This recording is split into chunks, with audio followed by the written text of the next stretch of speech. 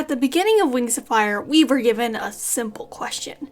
Which one of these three insane sisters will rise to the throne of the Sandwing Kingdom? Will it be Blaze, the popular one with no brains, Burn, the cruel one, or Blister, the also cruel one who is supposed to be smart? Turns out the answer was none of the above. Thorn, a dragon with no royal blood, was the one chosen to be queen in the end. Unlike the other three, she was stable, she was a straight man, and appeared to be the perfect choice. However, is Queen Thorn as great as the narrative wants you to believe? Let's go over it. Before we get started, if you are new to this channel, please think about subscribing. I regularly post both Wings of Fire and Warriorcast content so you'll never be bored. And to my current subscribers, thank you so much for supporting me. I wouldn't have gotten here without y'all.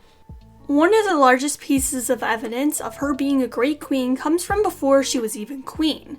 After witnessing the corruption of Scorpion Den, Thorn took things into her own talons and decided to create an organization to help care for the young, old, and disabled dragons who were getting screwed over.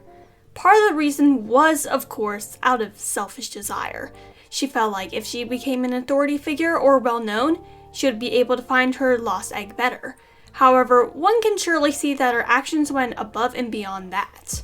Thorn established a free program where dragons up to the age of 8 got a free meal at the Oasis every morning.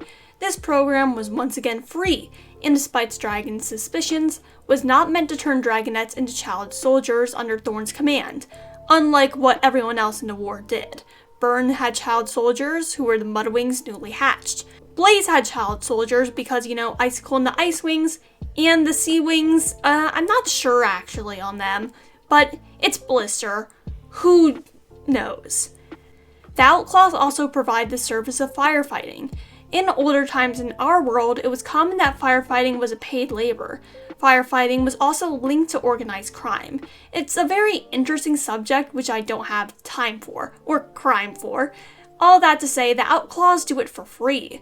The Outclaws also control the Oasis to prevent it from being hoarded by dragons. They make sure that water went to the sick, elderly, and young dragons. However, Thorn's reign in the Scorpion Den was not perfect. Right under the noses of the Outclaws was a world of crime. Actually, it wasn't even under the Outclaws' noses, they knew it was there. When Six Claws brings Sunny through the market, an assassin casually hands her his card, and Six Claws comments on how he is overpriced, showing that he might have hired the shady figure in the past to take out someone, or he was at least familiar with the assassin. Thorn herself also has links to organized crime. She hired the daughter of Vulture, Cobra, to find 3 dragons.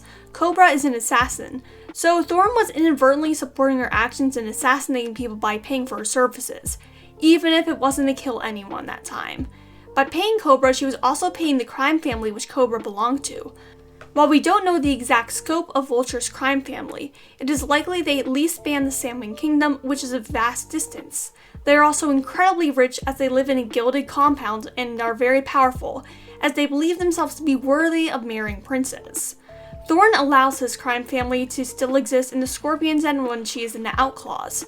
However, I can see why she did so. He would have been able to hire mercenaries to stamp out the Outclaws fast. And gang warfare is never fun and often comes at the price of innocent dragons' lives. However, once she became queen and had an army to command, she still did not go after Vulture. Vulture was able to use her lack of action to create an army of his own, the Talons of Power, which she used to attack the stronghold. If Thorn had remembered her roots and dealt with him, then that could have been avoided. But one has to remember the timing. The Talons of Power attacked less than a year after the end of the war. Thorn had just become queen and was still getting used to her position. She also had bigger issues to handle, as the Sand Kingdom had just undergone a 20 years long civil war. There were likely many displaced dragons from Blister and Blaze's side who needed new homes. Tensions would also be high between the Sandwings who fought for the various factions. There would also be a lot of things which during the war would have gone unnoticed or been pushed to a side, such as the meal service which we saw in the Brightest Night. I'd hate to think about how difficult taxing dragons during the war would have been. So one cannot really blame her for ignoring Vulture, and after he attacked, she got to work making sure it would not happen again. She put the Talons of Power to work on rebuilding the palace, even giving them settlement packages. This strategy would likely help, as the dragons most likely to join the Talons of Power in the first place were those left with nothing after the war ended. The Outclaws themselves also might have a bit of violence in them. However, it's more of the Robin Hood type. Six Claws discusses making sure the rich dragons pass along a little to the poor dragons, and making sure might include violent methods. Keebly also frequently talks about stealing stuff to sell for charity. However, after the Outclaws became official, Thorn made sure that Outclaws cut out that sort of behavior. Let's return to her positive aspect with her kindness towards others. Thorn has a lot of kindness towards other dragons. She often takes in dragons under her wing. One example of that is Keebly. Keebly was the grandson of Vulture and the son of Cobra. Both of them abused him, Vulture with his ridiculous trials and Cobra with her neglect. After witnessing Cobra physically abuse Keebly, Thorn purchased him and brought him into the Outclaws. Another dragon who Thorn helped to comfort but did not go quite as far was Queen Snowfall.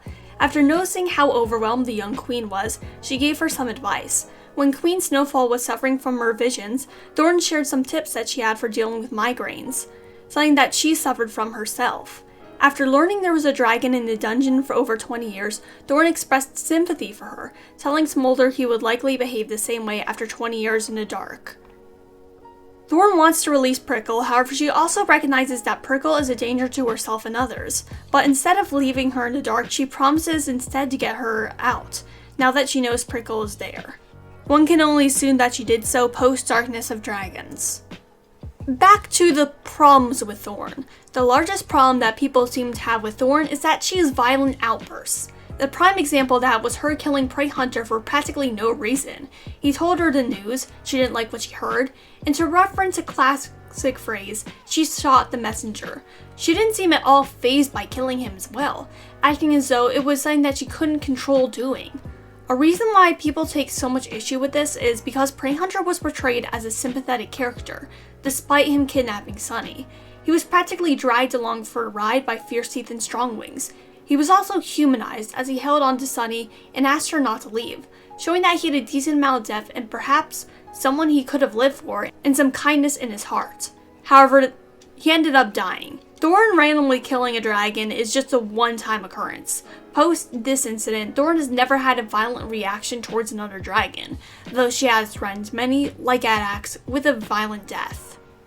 Let's now take a closer look at Keebly and Thorn's relationship. It is safe to say that Thorn has a soft spot for Keebly, which can sometimes make her blind to his faults. After Keebly summoned a sandstorm out of fear that Thorn would lose Onyx's challenge, the entire palace was flooded with sand and had substantial damage.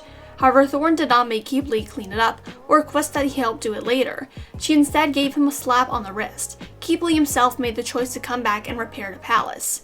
Of course, part of that was because Keebly had larger concerns at hand, mainly Darkstalker about to take over the entire continent. However, that was likely a lot of property damage, considering they were still repairing the palace months after the storm, even with the help of all the former Talons of Power dragons. Having a 4-year-old dragonette as your unofficial advisor is also not the smartest thing to do. For one, he is young and that means inexperienced. For another, that's a lot of stress to put a dragonette that young under, no matter how smart he may be. There are plenty of other smart dragons willing to help her out, like Smolder and Six Claws. Smolder knows the palace inside out, and could help her transition the kingdom away from its previous royal family line. Six Claws is the same way, as he was raised in a stronghold, but he also knows the Outclaws and what life for ordinary dragons is like. Though Thorn and the other dragons may call Keebly Thorn's third wing as a joke, Keebly himself does not take it that way. Despite his humorful and carefree demeanor, when Keebly is given a task, he always puts 110% of his effort into it. Like trying to figure out the bombings of Jade Mountain Academy. He would naturally take being her quote-unquote advisor very seriously, and might even freak out about it.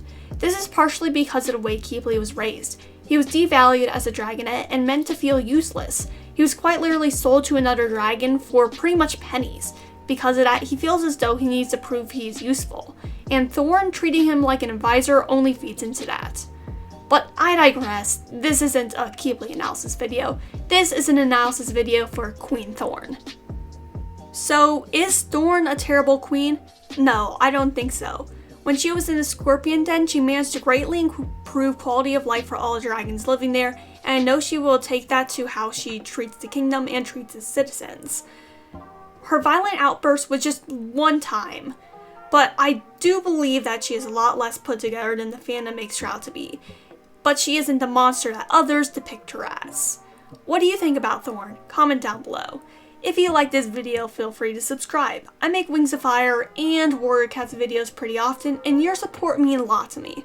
And to those who are already subscribed, thank you for your continued support. I wouldn't have gotten here without y'all. Peace, Rogan out.